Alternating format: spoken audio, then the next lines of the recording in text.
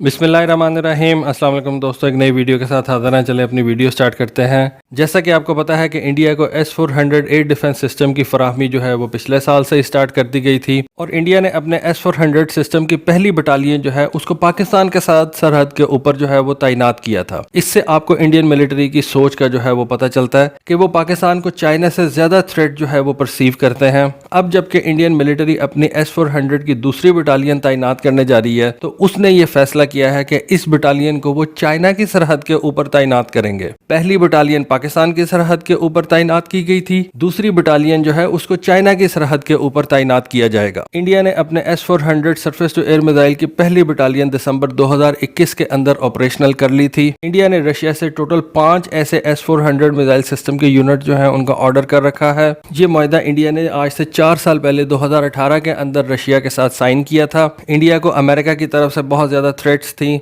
लेकिन यहाँ पे एक बात मैं समझता हूँ कि इंडिया और अमेरिका के रिलेशन के अंदर जो ड्राइविंग फोर्स है वो इंडिया के पास है। क्योंकि हम देखते हैं कि जब ये S-400 सिस्टम तुर्की ने परचेज किया था तो अमेरिका ने फौरन तुर्की के ऊपर काटसागा कानून जो है वो लागू कर दिया था और तुर्की जो कि अमेरिका के साथ नेटो इत्तेहाद में शामिल है उसको अमेरिका ने F-35 जहाज के प्रोग्राम से भी जो है वो बेदखल कर दिया था। लेकिन इंडिया की सूरत में हम ये देखते हैं कि रिसेंटली अमेरिका ने इंडिया को काटसागा कानून से जो है वो वेवर दे दिया है और इंडिया ने जो S-400 मिसाइल सिस्टम परचेज किया है रशिया से, जो कि खुद अमेरिका का एक एडवर्सरी है, अमेरिका ने इंडिया के ऊपर काटसागा कानून लागू नहीं किया क्योंकि अमेरिका समझता है कि ये S-400 सिस्टम इंडिया ने पाकिस्तान के खिलाफ इस्तेमाल करना है और पाकिस्तान के खिलाफ इस्तेमाल करने की रीजन मैं आपको बाद में बताता हूँ। और सबसे बड़ी रीजन ये कि अमेरिका को पता है कि इंडिया ने ये S-400 सिस्टम चाइना के खिलाफ इस्तेमाल करना है। अब यहाँ पे हम ये देखते हैं कि चाइना और इंडिया की मिलिट्री जो है उसके दरमियान में बहुत ज्यादा टेक्नोलॉजिकल डिफरेंस भी है और न्यूमेरिकल डिफरेंस भी है। चाइना की जो वेस्टर्न कमांड है जो कि इस वक्त इंडिया को जो है वो देख रही है, उसके पास आज भी जो वेपन्स हैं वो इंडिया से बेहतर समझे जाते हैं। मैं आपको थोड़ा सा आगे चल के बताता हूँ। ठीक है, पाकिस्तान के मुकाबले में तो इंडिया के पास एक सिग्निफिकेंट एडवांटेज मौजूद है। ऑल्दो पाकिस्तान ने अभी रिसेंटली J-10C फाइटर जेट्स जो है वो परचेज किए हैं। ये सिर्फ J-10C फाइटर जेट्स नहीं है, इनके साथ पाकिस्तान ने PL-15 मिसाइल हासिल किए हैं,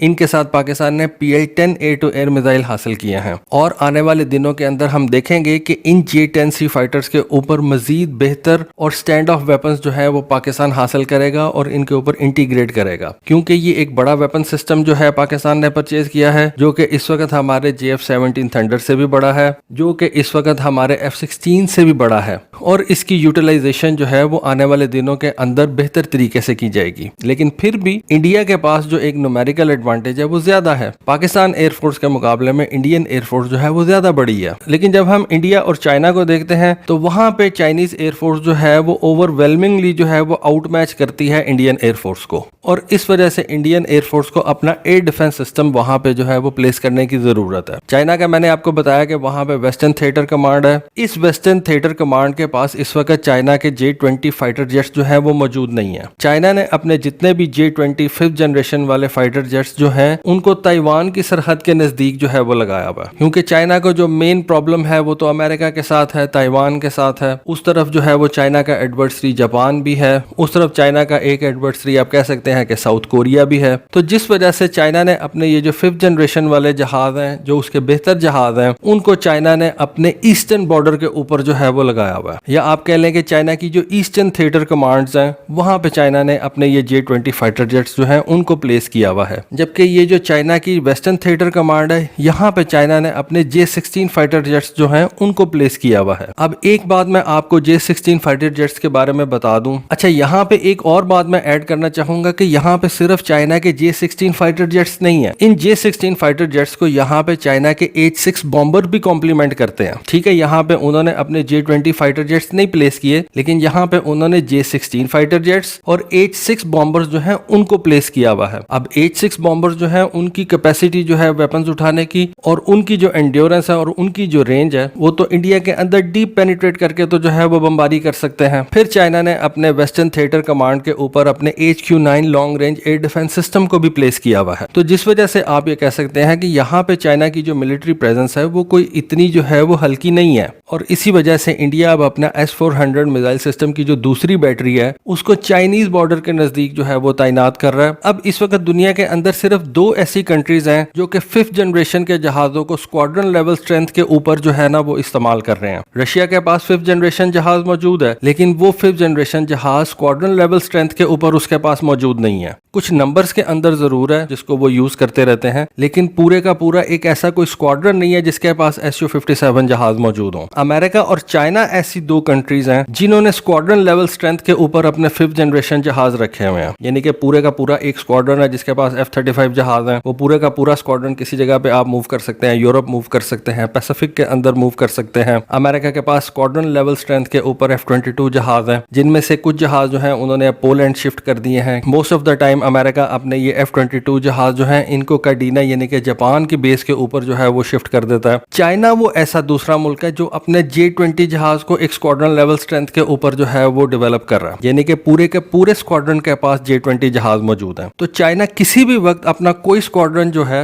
वक्त जरूरत के तहत उसको वेस्टर्न थिएटर कमांड के ऊपर भी शिफ्ट कर सकता है, जो कि इंडियन प्लानर्स को भी पता है। इंडियन प्लानर्स समझते हैं कि किसी भी वक्त चाइना का 1 या 2 स्क्वाड्रन जो है J-20 जहाजों का वो वेस्टर्न थिएटर कमांड की तरफ आ सकता है और इंडियन एयरफोर्स को और इंडियन मिलिट्री को वहां पे तंग कर सकता है, जिस वजह से S-400 मिसाइल सिस्टम का जो 2nd बटालियन है उसको चाइना की तरफ जो है वो रखा गया, चाइना के बॉर्डर के साथ रखा गया। उसके अलावा हमें पता है कि चाइना और अमेरिका जो है वो अपने 6th जनरेशन जहाजों के ऊपर भी काम कर रहे हैं, और इंडिया को ये जो अपने S-400 मिसाइल सिस्टम है ये अभी सारे के सारे नहीं मिले। अभी इन S-400 मिसाइल सिस्टम की डिलीवरी में टाइम लगेगा, और समझा यह जाता है कि अगर सारा कुछ शेड्यूल के मुताबिक चलता है तो ये S-400 सिस्टम की 5 यूनिट्स जो है ये इंडिया को 2025 तक फराहम की जाएंगी। और 2025 तक चाइना अपने जो 6th जनरेशन जहाज है उसके ऊपर कितना ज्यादा वर्क कर लेगा, और उसके साथ साथ 2025 तक चाइना अपने J-20 जहाजों की प्रोडक्शन में कितना ज्यादा इजाफा कर लेगा। 2025 तक चाइना जो है वो हो सकता है अपने J-20 जहाजों का 1 या 2 स्क्वाड्रन वैसे ही अपनी वेस्टर्न थिएटर कमांड के हवाले कर दे। तो ये सारा कुछ जो है वो इस तरफ इशारा कर रहा है कि इंडिया अपने S-400 मिसाइल की जो कुछ बैटरीज हैं उनको वो अब चाइना के साथ बॉर्डर के ऊपर लगा रहा है। ठीक है, इंडिया भी अपने MK के ऊपर जो है वो काम कर रहा है, लेकिन इंडिया का जो MK 5th जनरेशन वाला जहाज है वो इतनी जल्दी तो डेवलप नहीं हो जाएगा। फिर उसके बाद 2025 तक चाइना अपने J-11BG जिनके अंदर उसने AESA रेडार जो है वो लगा रखे हैं, और उसके अलावा चाइना का जो J-16 फाइटर जेट है उसकी प्रोडक्शन 2025 तक चाइना कितनी जो है वो इंक्रीज कर लेगा। और ये जो J-11BG और J-16 जहाज है, और उसके साथ साथ आपको पता है कि J-16D जो कि इलेक्ट्रॉनिक वॉरफेयर वाला जहाज है वो चाइना कितने बना के तो अपनी वेस्टर्न थिएटर कमांड के हवाले कर देता है। कितनी ज्यादा मजीद एयरफील्ड जो है वो चाइना अपनी वेस्टर्न थिएटर कमांड के अंदर डेवलप करता है। ये भी एक बहुत बड़ी चीज होती है कि आपके पास एयर बेसिस मौजूद होनी चाहिए कि आप अपने ये जो फाइटर जेट्स हैं इनको इन एयर बेसिस से ऑपरेट करवा सकें। फिर कई ऐसी एयर बेसिस होती हैं जो कि मॉडर्न फाइटर जेट्स को जो है वो हाउस ही नहीं कर सकती, आपको अपनी एयर बेसिस को अपग्रेड करना पड़ता है, और चाइना मुसलसल अपनी वेस्टर्न थिएटर कमांड के अंदर एयर बेसिस को अपग्रेड कर रहा है। हो सकता है चाइना अपने J-20 जहाजों को इन एयर बेसिस के ऊपर लेके आए, और इस वजह से चाइना अपनी ये जो एयर बेसिस है उनको अपग्रेड कर रहा है। और वैसे भी आपको पता है कि इंडियन एयरफोर्स के पास बहुत ज्यादा शॉर्टेज है अपनी स्क्वाड्रन स्ट्रेंथ की। इंडियन एयरफोर्स ने अपनी गवर्नमेंट से जो है वो 44 स्क्वाड्रन जो है वो सैंक्शन करवाए हुए हैं, लेकिन इस वक्त इंडियन एयरफोर्स के पास आई बिलीव के सिर्फ 30 स्क्वाड्रन जो है वो ऑपरेशनल है, जिनके अंदर से कुछ ऐसे स्क्वाड्रन हैं जो कि आज भी MiG-21 जहाज उड़ा रहे हैं, आज भी MiG-29 जहाज उड़ा रहे हैं, जिनको इंडिया ने कहा अब हम 2025 और 2027 तक जो है वो रिटायर कर देंगे।